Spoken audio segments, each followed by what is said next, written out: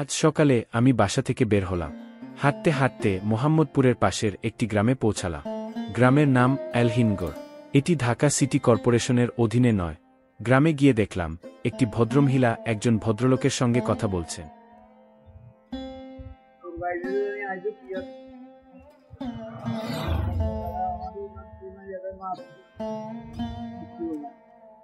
একটি জিনিস লক্ষ্য করলাম, বাচ্চারা রাস্তার পাশের দোকান থেকে পানি খাচ্ছে। কৌতূহলবশত জিজ্ঞেস করলাম, এই পানি খেলে বাচ্চারা অসুস্থ হবে না? তারা বললেন, এই পানি সবচেয়ে বিশুদ্ধ, এতে শহরের মতো কোনো ভেজাল নেই। এটা শুনে আমি খুশি হলাম এবং মুচকি হাসি দিলাম।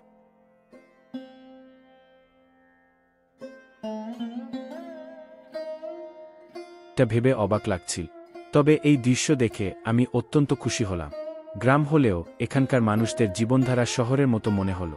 তাদের খাবার স্বাস্থ্যসচেতন, সিদ্ধ আটা রুটি, ভাজি আর ডাল খাচ্ছেন। এটা দেখে আমি আরও আনন্দিত হলাম।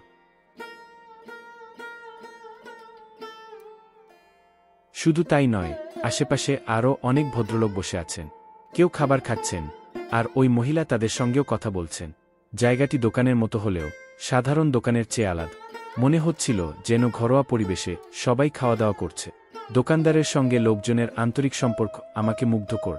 কেউ খাবার খেয়ে টাকা না দিয়ে চলে যাচ্ছেন, তবু দোকানদার কিছু বলছেন না।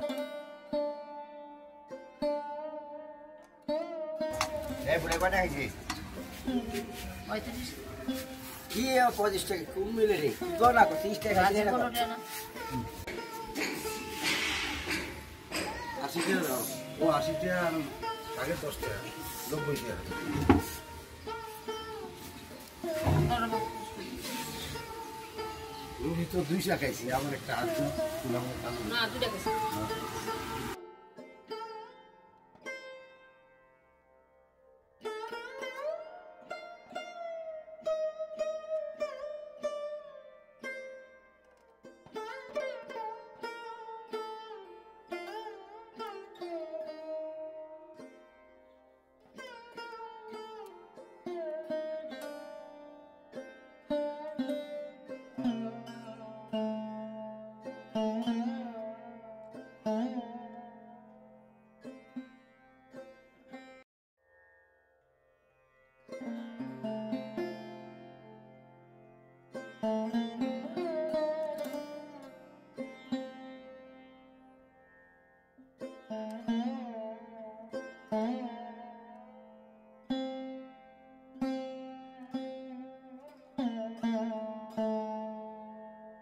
তাদের আন্তরিকতা দেখে আমিও খাবার অর্ডার করলাম।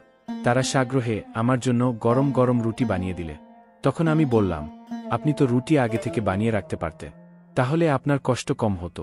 উত্তর শুনে আমি আরও মুগ্ধ হলাম। তিনি বললেন, বাসার মানুষকে যদি গরম রুটি দিতাম, তাহলে আপনাকে কেন দেব না? তার আন্তরিক কথায় আমি মুগ্ধ হয়ে মুচকি হেসে ধন্যবাদ জানালাম। শেষে বললাম, আপা, আবার দেখা হবে। আজ আসি, আল্লাহ হাফেজ।